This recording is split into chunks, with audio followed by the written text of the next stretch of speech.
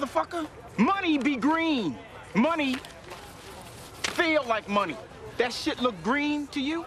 By the way, if you like the content, hit that like and subscribe button, and also follow us on our social media channels.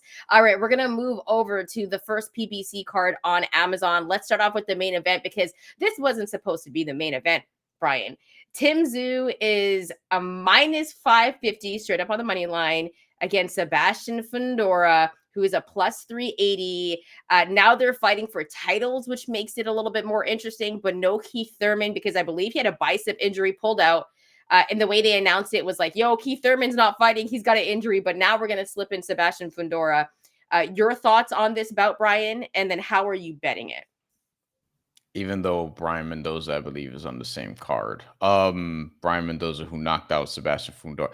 I don't like when dudes get knocked out and then get a title shot after. Sebastian Fundora, we last saw him in April. He got knocked out by Bryan Mendoza, a fight that he was winning, but he got knocked out because he's one of the most frustrating fighters in the sport, who is 6'6" with an 80-inch reach and fights like he's a junior flyweight who is 5'3" with a 63-inch reach. Like, he just insists on fighting on the inside. We've talked about this on the show a bunch, and this is what got him ultimately popped by Bryan Mendoza, is he makes himself a hittable target. He tries to like kind of smother you and overwhelm you with volume on the inside, despite being at his height and reach. And that's something that's going to play into the hands of somebody who's 5'8", 5'10", 7, like just a regular reach, and who has power. Bryan Mendoza has power. That's like the one thing Sebastian Fundora was supposed to avoid, and he didn't. And Tim Tszyu, we know he has power, and they're talking about Tim Tszyu potentially fighting Terrence Crawford after, which we'll get to at some point, but that's an interesting fight that I think, which, by the way, I kind of predicted a little while ago. You did. You were accurate about that, because, and you look around the landscape, it's like I don't know if there's a better option for Terrence Crawford right now, right? Now I would say, like, as it pertains to this fight, just the route to how we got here. I just 30 seconds to a minute on this. Keith Thurman is announced as the challenger for the title. Then it's not for the title because he hasn't fought in a while, and all of a sudden it's a 155-pound catch weight. To our casual observers, 155 is 1 pound higher than the limit 154 for super welterweight, which means this would technically be a middleweight fight, catch weight, non-title. And then somehow Sebastian Fundora is getting an interim title shot, and now because he gets promoted in place of Keith Thurman, who is injured, this is now a fight for Tim Tszyu's WBO title and the vacant WBC title. And there's like an interim title fight on the undercard where the winner will presumably be the number one contender for this, which may be the number one contender for Tim Tszyu, Terrence Crawford. But Terrence Crawford is going to do what he wants, so I don't think he's going to have a number one contender for real. It's just all confusing. So welcome to PBC on Amazon, casual fight fans. Good luck trying to follow this. And this is the main event, which I think, honestly, Tim Tszyu should be even more of a favorite here. I have Tim Tszyu winning by knockout or technical knockout between rounds 5 through 8. Chantelle's laughing, which means she probably has the exact same bet. I do. Which has happened before. Plus 150 as where I found it. Tim Tszyu, he's just on a tear right now. He didn't knock out Bryan Mendoza, which I found interesting, but Sebastian Fundora was knocked out round 7 by Bryan Mendoza, knocked down in round 7 by Erickson Lubin. I don't think it's going to be a wipeout that early. I think he'll last a little bit, but I think Tim Tszyu will eventually find him and hurt him to the body, hurt him to the head as well, because he is a little bit chinny, and get the stoppage in the middle of the fight. Sebastian Fundora. What can I say? So when they were doing the face-off and everyone's like, oh my gosh, look at Sebastian's height compared to Tim's, it doesn't matter. Okay, yeah, right. Fundora fights like he's 5'2" in a phone booth.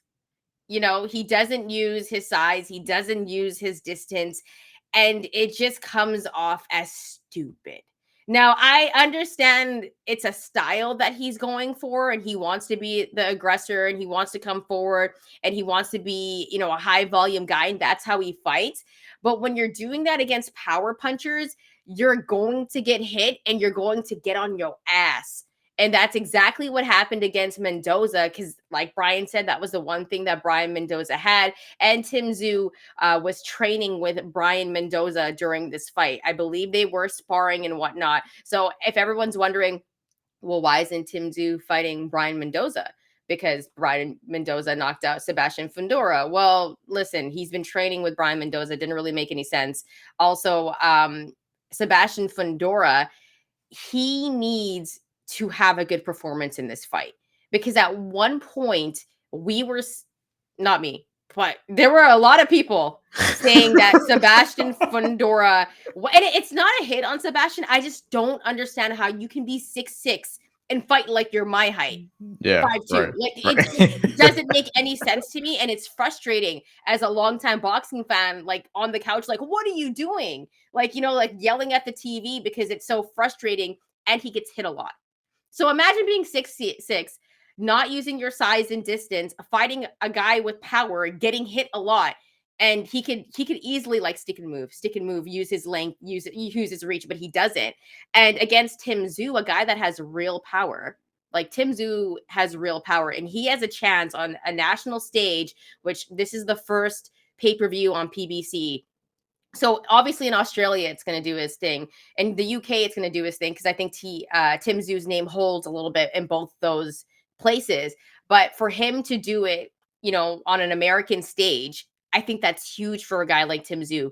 And this is the perfect chance for him to knock out a guy like Sebastian Fundora. I think Tim Tszyu I think he's more skilled. I think when you take a look at his body and his size, listen, Sebastian Fundora can be Victor Wembanyama's height. Doesn't matter, right? Like Tim Tszyu right now, when I take a look at their attributes, there's no way I'm going against a guy like Tim Tszyu. That's why he is a huge favorite.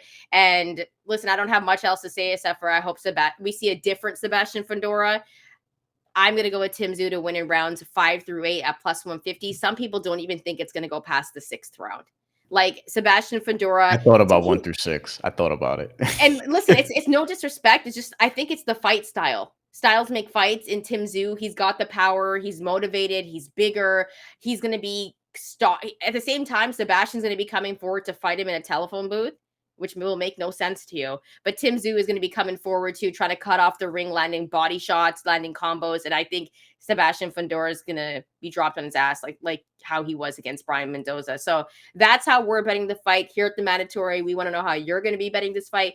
Drop your comments below. And if you got beef with us or with me about Sebastian Fundora, let me know. Let me know that I'm wrong, because be a little bit nice, of course. But let me know. Let me know. Bryan, any final thoughts before we move over to the co-main? Yeah, be respectful is what we say here. Real quick on Sebastian Fundora.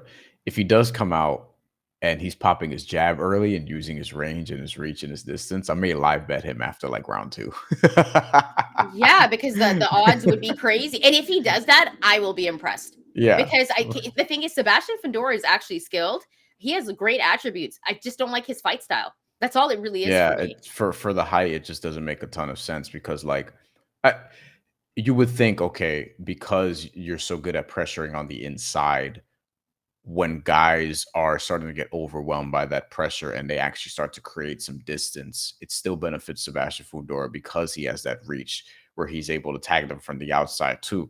The problem is he gets hit too much for that to work. You know what I mean? It's not like a peekaboo style. He's right there in front of you. Like, speaking of peekaboo styles, the guy we're going to get to next does deploy that. But yeah, I think if Sebastian Fundora fights a different style, I'd be interested in live betting him. But I also think Tim Tszyu is just too good, and he's smarter than I think people give him credit for. He's starting to become like a real star in the sport, which is interesting. And I think that he's going to target Sebastian Fundora's body in particular. He's a very good body puncher. So I think that's probably how he gets it done.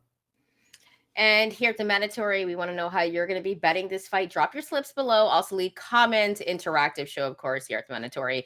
And remember, if you like the content, hit that like and subscribe button. Also follow us on our social media channels. We're at the Mandatory TKO.